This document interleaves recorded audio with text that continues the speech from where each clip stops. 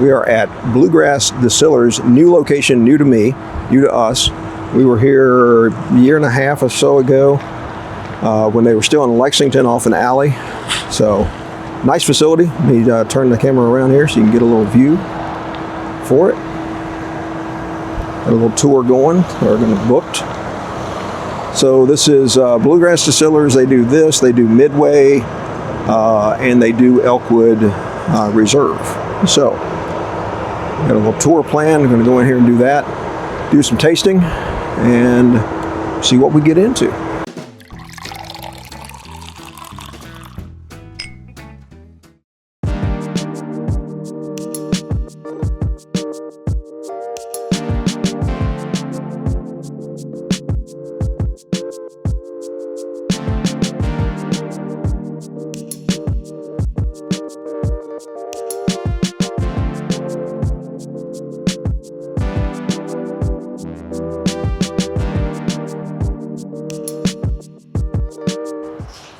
I love an old house like this. Oh yeah. Yeah. Double parlors. Yeah.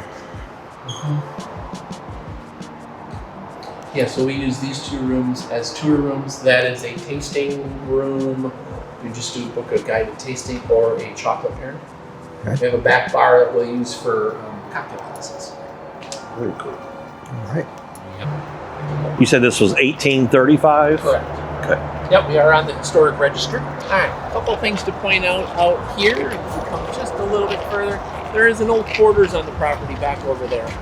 That is being rehabbed and turned into a food venue. It'll be called the Idlewild Cafe. Should be opening sometime later this month. We have a caterer moving into there, so she will be able to provide some food to the distillery, to our guests, box lunches reserved for tours, and be able to handle events out here. We are turning into a wedding venue. We have had some weddings here already. We have quite a few booked during the rest of the year. Out that way is an old tobacco and hay barn that is used for any other big, large party event days, those weddings. It's beautiful coming up the drive. It is. Yeah, it certainly Yeah, this is really nice. And then as you look ahead to your left over there, that large silo holds all that blue corn. We had 50 acres growing all this past year. And then out in the distance, you'll see that first big black barn out there. That is our first barrel house. Holds up to 20,000 barrels out there. We have permits to put 9 more of those on the grounds as we need them. Okay. We are aging barrels for other companies in there also. We are bottling here for other companies. And we are now distilling for other companies. The blue corn, when you harvest it, are you guys processing it on site or you send it to be processed? The farmer that does all that, I think he stripped it all off the husks.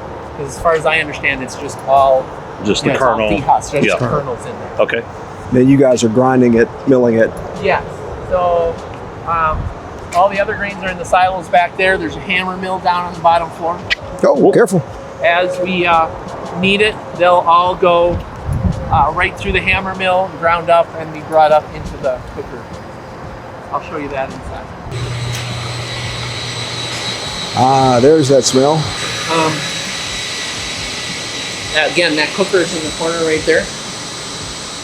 Again, those grains are going to come from the silos in the back, but through the hammer mill, they'll come up that upper white tubing there and get dropped into the cooker. We're going to start with a whole lot of corn and some water. We're going to cook that corn at 195 degrees. Once that corn is cooked to the level we need, we're going to lower that temperature to 165 degrees. And we're going to add either the wheat or the rye, depending on the recipe we're using. Once that's cooked to the level we need, we're going to lower that temperature to 150 degrees. And we're going to add the malted barley. That malted barley contains those enzymes that help turn the starches in those other grains into sugars. We need sugars to make alcohol. If that is a full 12,000 gallon cooker, takes about 8 hours or so here. We're going to transfer those cooked grains into one of these 6 fermenters, and that's where we add the yeast. The yeast then starts eating on those sugars, creating alcohol, CO2, and a lot of heat. We will then transfer that distiller's beer to this front tub here. That is our beer well. Our beer well will hold on to that distiller's beer till we are ready to run it through the still, and then it will feed it into the still coils. Yeah, wow. I mean, in 18 months, I mean, I know you guys were working on this when we were there before, but big changes. This is a great, like a large number of capacity here. Oh, yeah. Larger than I would have thought. Right. Right. I mean, yeah, if this was all running full speed, we could make a lot of product. But like you said, you're distilling for other people, and that's Trying good. to use a lot of our That'll- capacity to help them out. Right. That helps you guys as well. Keeps people working, yes. Yes. What we're going to taste here is that original blue corn bourbon recipe. This is 75% blue corn with 21% wheat, 4% malted barley. We proof this down to 100. Makes it a lot more enjoyable to drink. It's going to be very sweet, very corn forward. Yeah. Very much so. We sell a lot of this as is. People love to drink this or use it in cocktails and punches. It's very, very sweet. It is. Very sweet. And the corn, well, you get a lot of corn on the nose. It's nowhere near as much on the palate as I would have expected. No. Great flavor. Very good. This is our column still. It is 36 inches around, over 50 feet tall, made of copper. Our distiller's beer comes from the beer well over there. Going to come across through all those pipes up ahead, and it's going to enter in right below where that first and second section are joined way up there. That distiller's beer starts falling out through our column still, where inside we have 23 rectifying plates. If you want to be able to see that in there, 23 copper plates with little holes all drilled inside of it. We have our steam coming up from the bottom. The steam is going to heat up that alcohol in our distiller's beer, and it's going to vaporize. Those vapors will start to rise. As they get up a little higher, it's a little cooler, so then they condense and they fall. And then they're going to vaporize again, and they're going to rise. Eventually, those vapors will make their way to that very upper section up there, where we will pull those vapors out.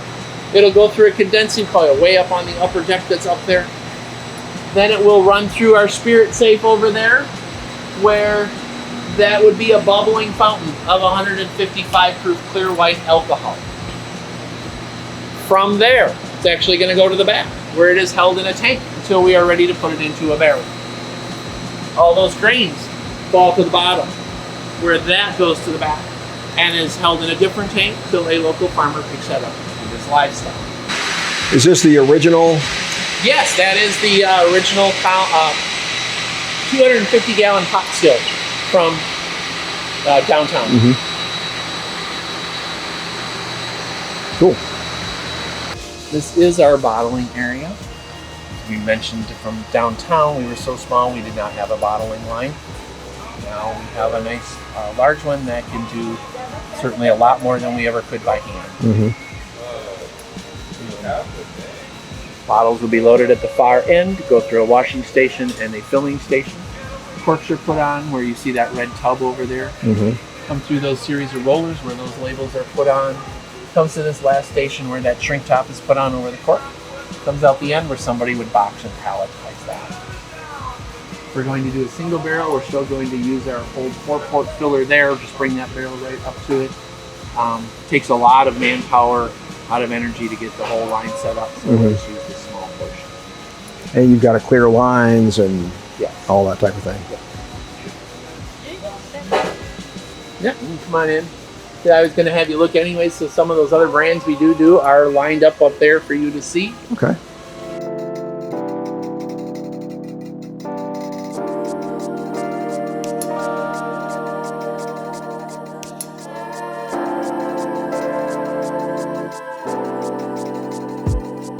Echoes and Oak, Oh, yeah? Jim Rutledge.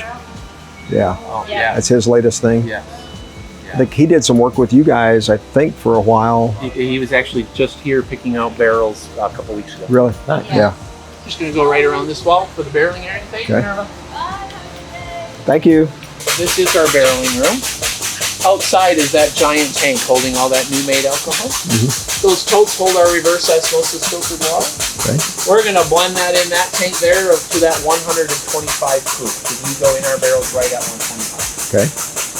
We'll use that red gas nozzle you might see lying on there and fill each barrel with 53 gallons of that beautiful fluid. If some of your folks don't know, the instant it hits the inside of that barrel, it is bourbon whiskey. Notice all of our barrels are upright. Our bungs are on the top. This is how we store our barrels.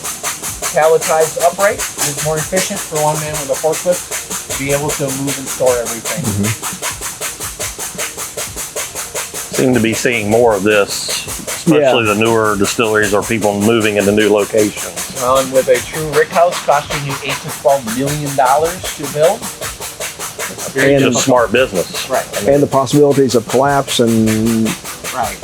the only thing that I've heard detrimental about this, and I just recently heard it, is you don't get quite the contact with both ends of the barrel with the liquid. That's the only thing that I've heard recently about that from a master distiller. So this makes much more business sense to be able to do this, especially if you're going to rotate top to bottom, bottom to top type of deal.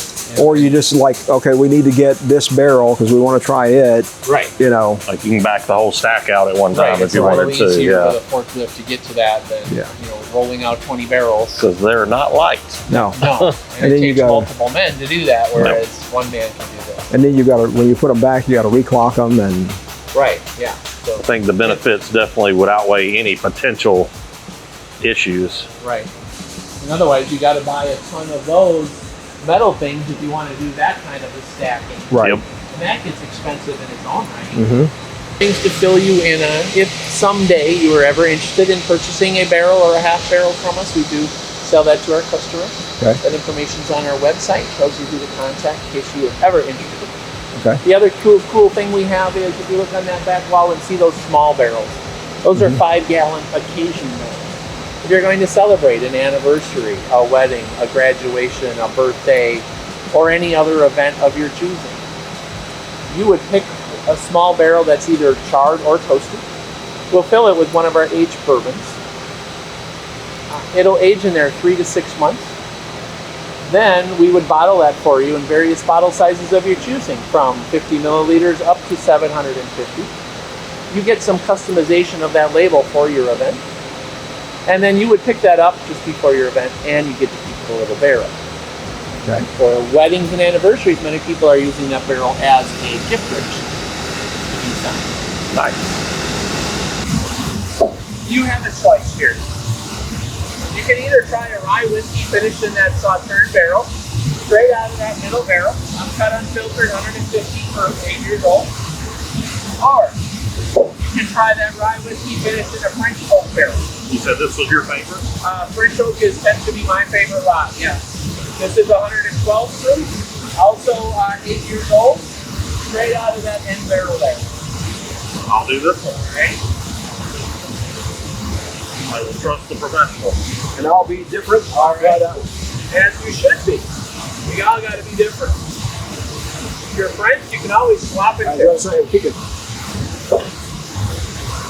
Oh wow, that is nice and sweet. Very good.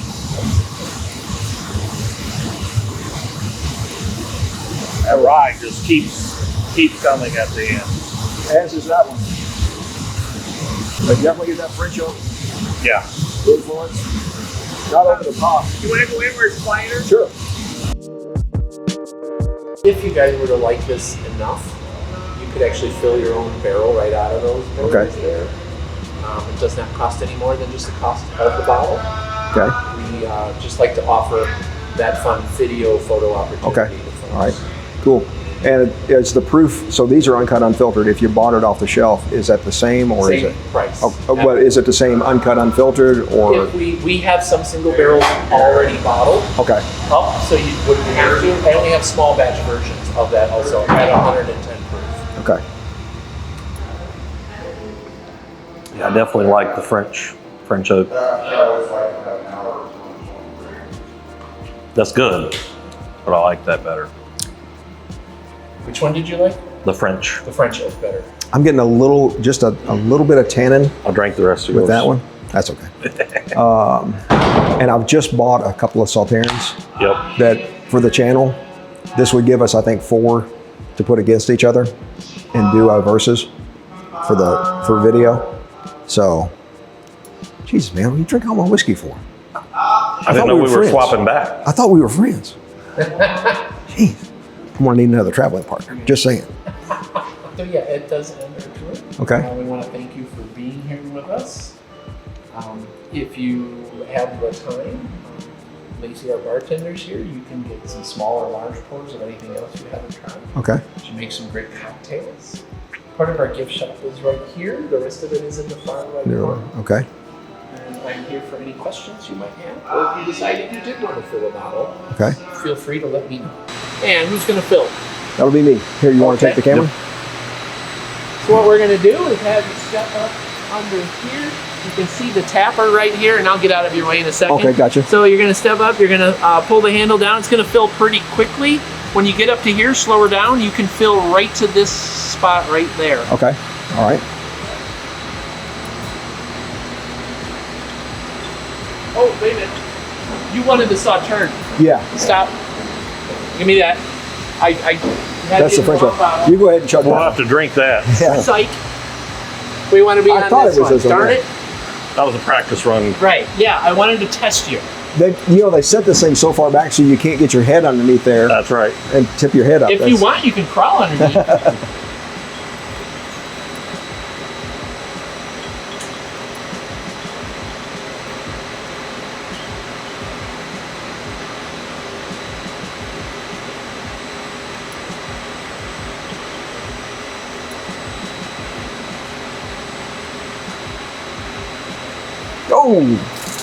Oh shit! That's because I turned it the wrong way. Went the wrong way, didn't I went you? the wrong way. Yep. Okay. I bet it's happened before. It has. Including by me. Here, bring that over here. We'll edit out the alcohol abuse. Yeah, we definitely got a little char. I would hope to. Hold that bottle with one hand, put that cork in with the other. Okay. And There's a Sharpie right there if that's what you're. no, I had a pen. What did I just do with the pen? Oh, it's over there. Thank you, sir. All right. You're going to fill out these labels. Okay. We're going to use a fine tip Sharpie for that part. All right. All right. Next to proof. It Okay. is 115. ABV 57.5. On this label, it is batch 6. And we are going to be bottle 14. Okay. And we are 8 years old. All right. This is the back of the bottle. So that goes down. So you're going to go right on this face here, and you're going to go right above my finger. Okay.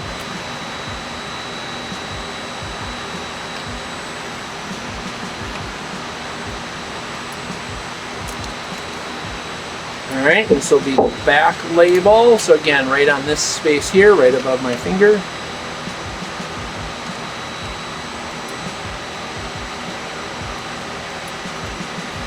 All right, and as this faces you, we are going to go straight up the middle of the label.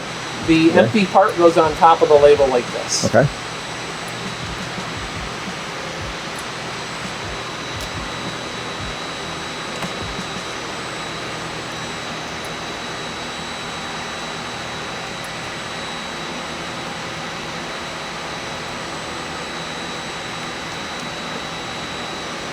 All right, I'm going to put the shrink top on. Good idea since I messed up on the bottling.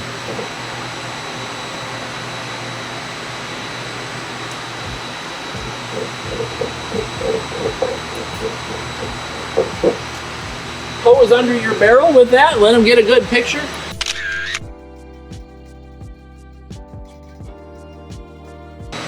Camera loves me.